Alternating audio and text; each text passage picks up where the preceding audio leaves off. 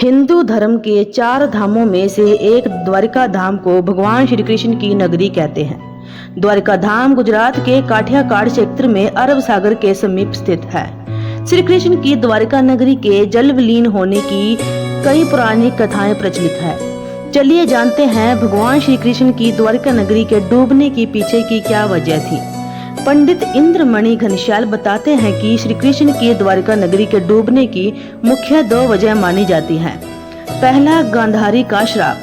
पौराणिक कथा के अनुसार जरासंध प्रजा पर होने वाले अत्याचारों को रोकने के लिए भगवान श्री कृष्ण मथुरा को छोड़कर चले गए थे। श्री कृष्ण ने समुद्र किनारे अपनी एक दिव्य नगरी बसाई। इस नगरी का नाम द्वारिका रखा। माना जाता है कि महाभारत के 36 वर्ष बाद द्वारिका नगरी समुद्र में डूब गई थी। महाभारत में पांडवों की विजय हुई और सभी कौरवों का नाश हो गया था। इसके बाद जब युधिष्ठिर का हस्तिनापुर में राज तिलक हो रहा था, उस समय श्री कृष्ण भी वहां मौजूद थे।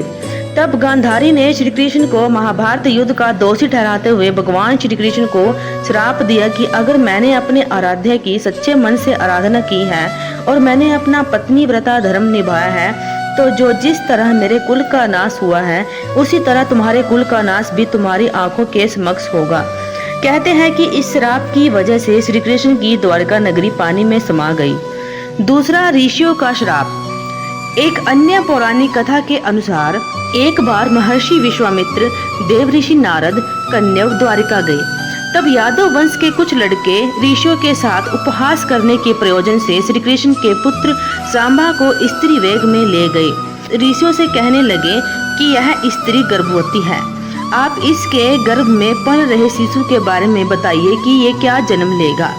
ऋषियों ने अपना अपमान होता देख श्राप दिया कि इसके गर्भ से मूसल उत्पन्न होगा और उस मूसल से समस्त यदुवंशी कुल का विनाश होगा। उसके पश्चात सभी यदुवंशी आपस में लड़कर मरने लगे। सभी यदुवंशियों की मृत्यु के बाद बलराम ने भी अपना शरीर त्याग दिया था। श्री कृष्ण पर भी किसी शिकारी ने हिरण समझकर बाण चला दिया था, जिससे भगवान श्री कृष्ण देवलोक चले गए। उधर जब पांडवों को द्वारिका में हुई अनहोनी का पता चला तो अर्जुन तुरंत द्वारिका गए और श्री कृष्ण के बचे हुए परिजनों को अपने साथ इंद्रप्रस्थ लेकर चले गए।